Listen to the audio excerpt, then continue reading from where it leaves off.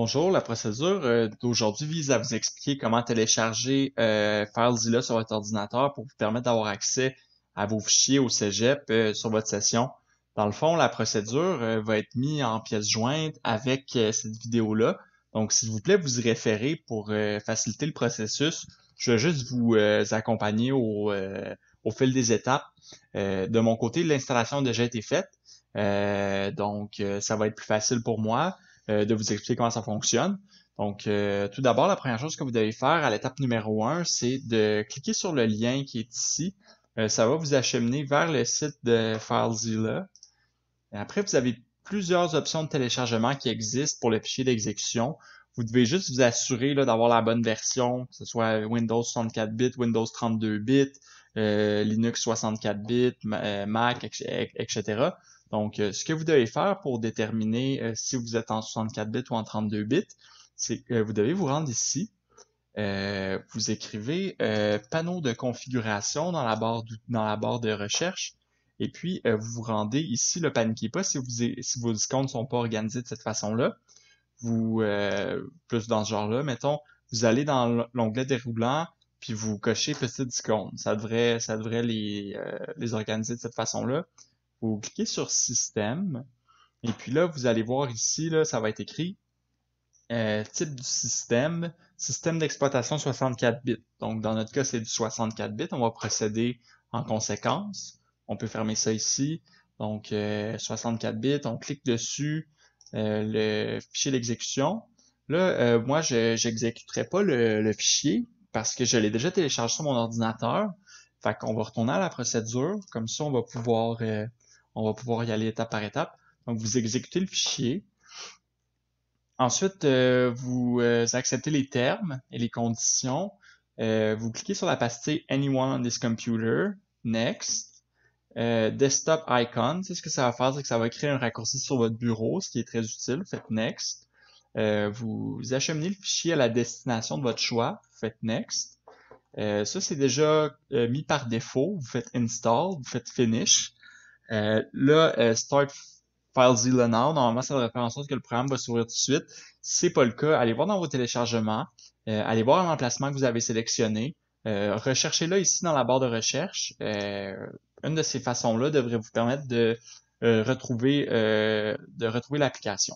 Donc, parfait. Un coup que c'est fait, on va ouvrir l'application pour voir un petit peu comment ça fonctionne ici. Je l'ai sur le bureau. Donc, j'ouvre l'application. Ça devrait ressembler un petit peu à ça de votre côté. Donc, comment ça fonctionne, FileZilla, c'est que c'est départagé en deux sections. Vous avez la section à gauche qui est le site local, donc votre ordinateur, puis la section à droite qui est le site distant. Le site distant, c'est dans le fond l'endroit sur lequel vous vous connectez. Puis c'est là que vous allez retrouver les fichiers dont vous avez besoin. Donc, on va créer deux sites distants. Le premier va être un site distant qui va vous permettre d'accéder à votre réseau à l'école, donc avec votre matricule, etc. Et puis, l'autre site va vous permettre d'accéder à partage, écriture et lecture.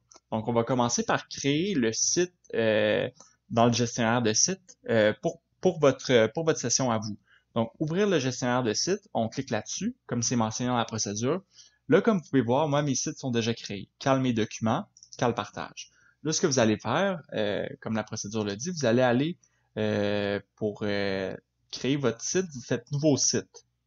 Donc ça devrait apparaître. Vous écrivez exactement comme c'est écrit dans la procédure, là, genre lettre pour lettre, mot pour mot, cale mes documents. Donc vous l'écrivez ici. Et puis là, un coup que ça c'est créé, vous assurez ici que les paramètres dans dans l'écran à droite sont les mêmes. Donc FTP, protocole de transfert de fichiers, mot pour mot, lettre pour lettre, calftp.clorando.qc.ca, connexion FTP explicite sur TLS, authentification normale, votre identifiant qui est votre matricule du cégep, puis votre mot de passe qui est le mot de passe que vous utilisez pour vous connecter au cégep. Un coup que ça s'est fait, la procédure dit de faire OK. Donc, vous faites OK.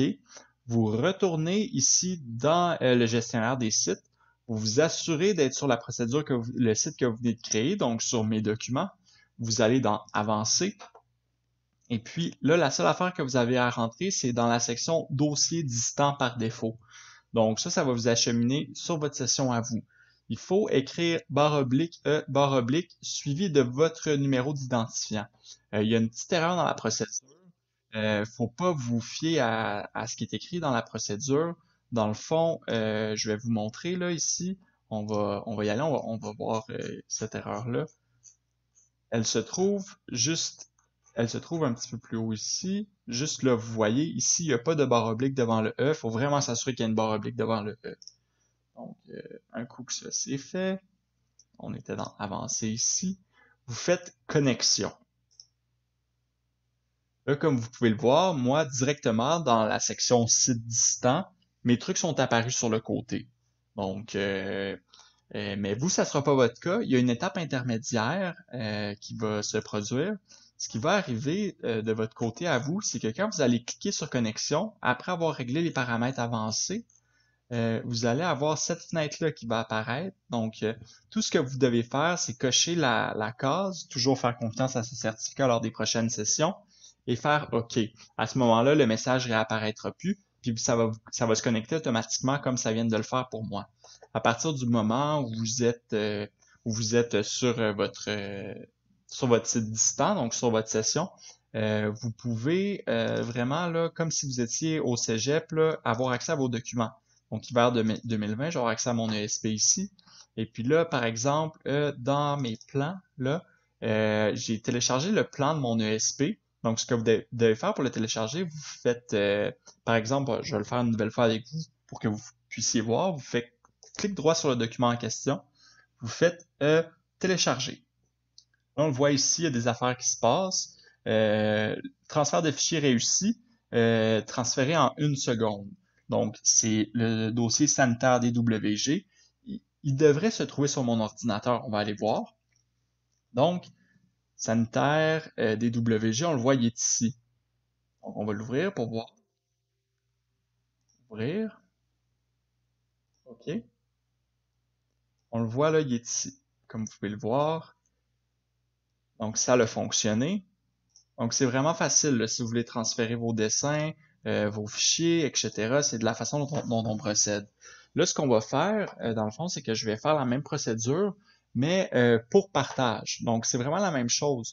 Vous allez ouvrir le gestionnaire des sites, vous allez faire un nouveau site. Au lieu de l'appeler partage, mes documents, pardon, vous allez l'appeler CAL partage. Exactement comme c'est écrit là, exactement comme c'est écrit dans la procédure. L'autre est le même. Je pense que le chiffrement est différent.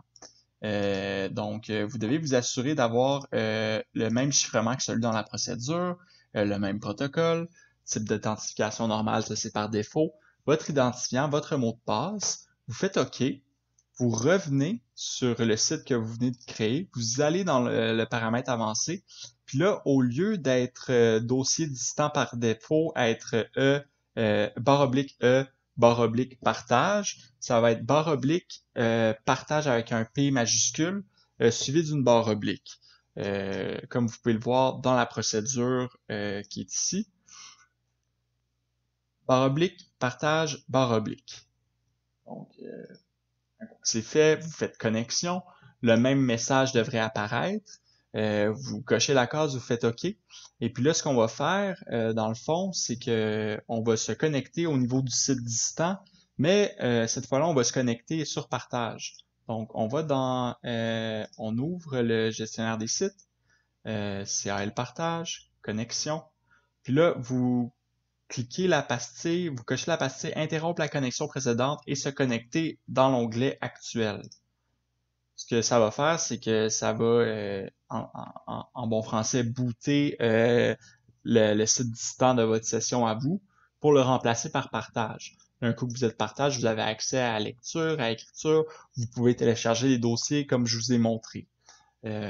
Donc, c'est comme ça que FileZilla fonctionne. C'est un logiciel qui est très simple à utiliser. Donc, comme je vous dis, référez-vous à la procédure, suivez-la étape par étape, puis tout devrait bien fonctionner. Je vous remercie de votre attention et puis faites attention à vous. Au revoir.